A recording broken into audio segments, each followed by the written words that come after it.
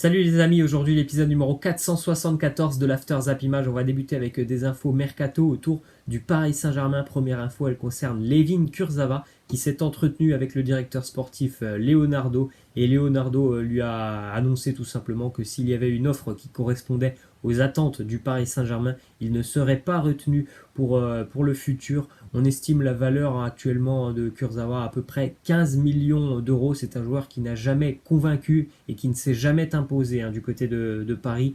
Layvin Kurzawa, ça fait maintenant 4 ans qu'il est là. Il enchaîne les saisons avec à peu près 20 matchs. 20 matchs de jouer et en plus de ça, des fois sur le terrain, on voit bien qu'il est en grande difficulté, Layvin Kurzawa. Donc je pense vraiment que c'est un joueur qui n'a pas le niveau, on va dire, pour l'excellence comme le Paris Saint-Germain, peut-être un petit peu en dessous, mais pas pour le Paris Saint-Germain et ses objectifs. Ensuite, une info qui concerne aussi Eric Maxime Choupo-Moting, qui lui aussi, pour moi, franchement, il n'a rien à faire au Paris Saint-Germain. Choupo-Moting, c'est pas un joueur qui a sa place dans un effectif qui vise à remporter, qui ambitionne de remporter la Ligue des Champions. D'ailleurs, il y a un club qui s'intéresse à lui, c'est Lecce en Italie. Ils viennent de remonter en Serie A, Lecce. Si c'était un grand joueur, ce ne serait pas Lecce qui s'intéresserait à Choupo-Moting. Donc le Paris Saint-Germain serait là aussi susceptible d'être vendeur pour Choupo-Moting. Ensuite, une déclaration du président de Santos qui annonce que pour lui, Neymar va encore jouer 3 saisons en Europe, mais son amour pour le club est notoire, donc pour le club de Santos, et il le dit, le jour où il voudra rentrer, la porte sera grande ouverte pour Neymar. Bon, déjà, je ne sais pas s'il va continuer 3 ans en Europe, Neymar, ça me semble quand même très peu, 3 ans. On rappelle que Neymar, il avait quand même des objectifs, c'est à terme de remporter le Ballon d'Or. Est-ce que ça sera possible dans les 3 prochaines années, surtout s'il revient du côté du Barça, alors qu'il y a Lionel Messi notamment à côté? Ça me semble très peu probable. Et 3 ans, ça fait pas beaucoup pour Neymar. Il y a des joueurs qui restent en Europe jusqu'à 35-36 ans, donc ça m'étonnerait quand même que Neymar ne reste que simplement 3 ans en Europe. Ensuite, d'autres infos du côté de la Liga.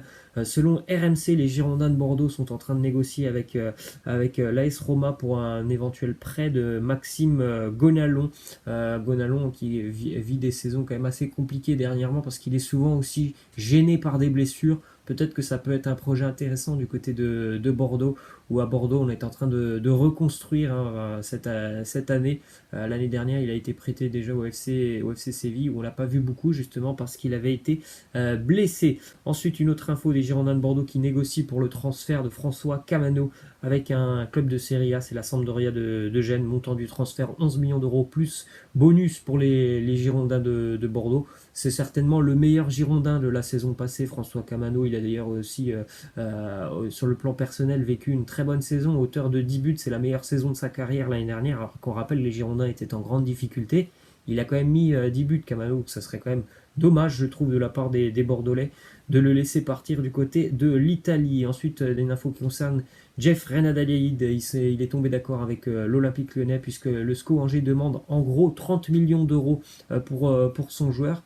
Ils aimeraient pourquoi pas une offre de 25 plus 5 millions, soit de bonus, soit sur un éventuel pourcentage à la revente. Et c'est ce qu'a proposé l'Olympique Lyonnais, c'est 25 millions plus 5 millions de bonus. D'ailleurs, des petites stats sur Renadelaïd qui a été d'ailleurs hyper important pour la victoire angevine lors de la première journée face à Bordeaux.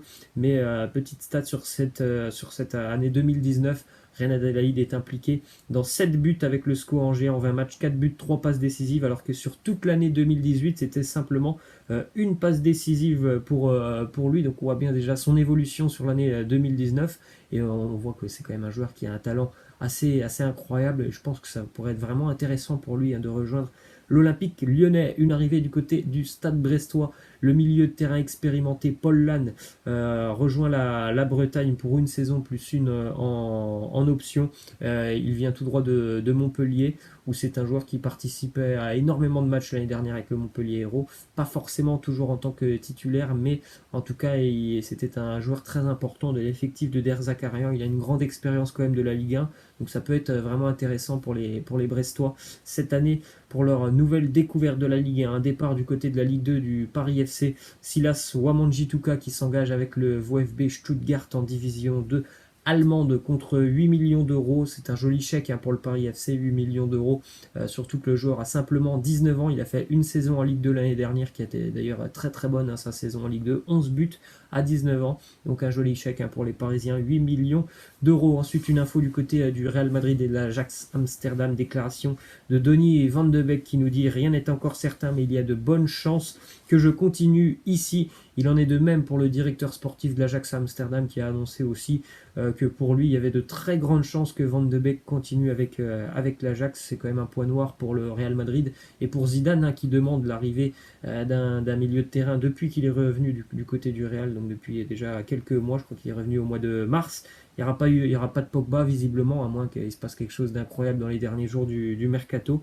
Et il n'y aura certainement pas de Van de Beek. En tout cas, l'Ajax semble sûr de son coup. Ensuite, une info, le Barça a confirmé que le Bayern avait porté un intérêt à Philippe Coutinho, mais rien de bien concret pour le moment. Mais il est vrai que le Bayern se renseigne sur le joueur brésilien. Du côté de l'Atlético Madrid, on devrait officialiser l'arrivée de l'attaquant Rodrigo aujourd'hui ou demain. L'Atlético paiera 55 millions d'euros pour le joueur, plus quelques bonus. Dans le même temps, André Correa, lui, pourrait faire un chemin inverse. En tout cas, il pourrait quitter l'Atlético et rejoindre l'Italie et l'AC Milan qui négocie déjà depuis quasiment 3 semaines, un mois avec l'Atlético. On rappelle pour Rodrigo que c'est un excellent joueur qui l'année dernière a par exemple marqué toute compétition confondue avec Valence une quinzaine de buts. C'est un excellent finisseur. Déclaration de Jürgen Klopp sur Frank Lampard. Il nous dit l'année dernière avec Derby County, il a été très très bon. Il a changé l'équipe quasiment du jour au lendemain. Maintenant, il est passé avec Chelsea, Frank Lampard. Et malgré le fait que Chelsea n'a pas pu se renforcer sur ce mercato, et malgré le fait qu'il y a eu 4-0 face à Manchester, pour ceux qui ont vu le match, Chelsea ne méritait pas de prendre 4-0 face à Manchester United. En première mi-temps, les Blues ont touché 2 fois les montants. David De Gea a été aussi excellent. Il a sorti quelques parades. Donc le score est vraiment flatteur pour Manchester United, 4-0. Chelsea ne méritait pas ça. On a déjà vu quelques bonnes idées de la part de Frank Lampard.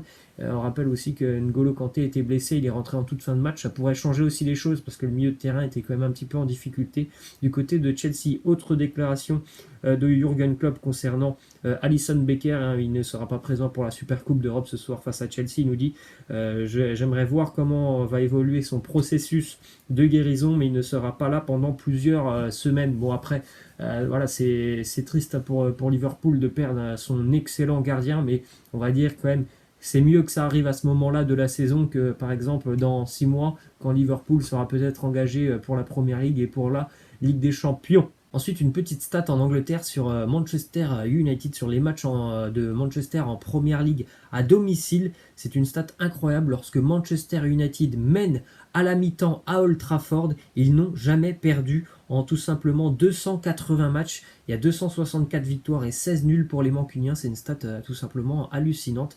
Dès lors que Manchester mène à la mi-temps à Old Trafford, ce n'est quasiment impossible.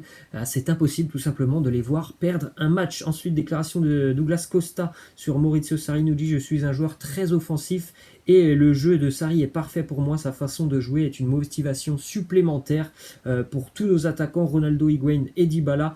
Pouvoir rester plus près des buts nous aide afin de s'améliorer. C'est intéressant cette déclaration. On va voir comment la Juve va évoluer cette saison, mais visiblement ça va être une équipe assez offensive, ce qui n'est pas du tout le cas normalement de la Juventus, qui est plutôt une équipe assez défensive avec des bases défensives assez solides. Ça va être intéressant vraiment de suivre la Juve cette année. Ensuite, la Roma qui cible Michy Batshuayi pour son attaque. Une arrivée de l'attaquant belge pourrait débloquer la situation de Dzeko ou encore Icardi ou Higuaín. Pourquoi pas, Batshuayi est un très bon attaquant qui est régulièrement prêté ces dernières années. Après, on a entendu aussi l'entraîneur de la Roma, Paulo Fonseca, qui lui compte vraiment sur Dzeko pour cette saison. Ensuite, une déclaration de Cristiano Ronaldo sur Zidane. Il nous dit: je le respectais déjà, mais travailler avec lui m'a fait encore plus admirer sa façon d'être, de parler, de diriger et la façon aussi dont il m'a dont il m'a traité. Il avait l'habitude de dire Cristiano, repose-toi car celui qui fera la différence sera toi. C'est vrai que c'était une relation assez fusionnelle entre les deux. Peut-être que dans un an ou deux, on les reverra ensemble. Ce serait quand même assez incroyable. Quelques résultats hier en Ligue des Champions, tour préliminaire avec quelques surprises. Bon, l'Ajax s'est qualifié difficilement face au PAOK, 3 buts à 2. L'Olympiakos a battu l'Istanbul Başakşehir 3-0. Le Celtic battu à domicile par les Roumains de Cluj 4-3 et Porto éliminé aussi à domicile 3-2 par le Kuban, par le FC Krasnodar, pardon, alors que les Portugais s'étaient imposés au match aller. Ils étaient menés hier 3-0 au bout de 20 minutes de jeu. Et on termine avec cette image qui aurait pu être dramatique. C'était lundi en Coupe d'Allemagne, Corentin Tolisso qui a reçu un vilain tacle là, sur sa cheville face à l'énergie Cottbus. Heureusement, plus de peur que de mal, il s'est relevé et visiblement tout va bien pour Corentin Tolisso, qu'on a vu l'année dernière, qui avait été blessé quasiment toute la saison.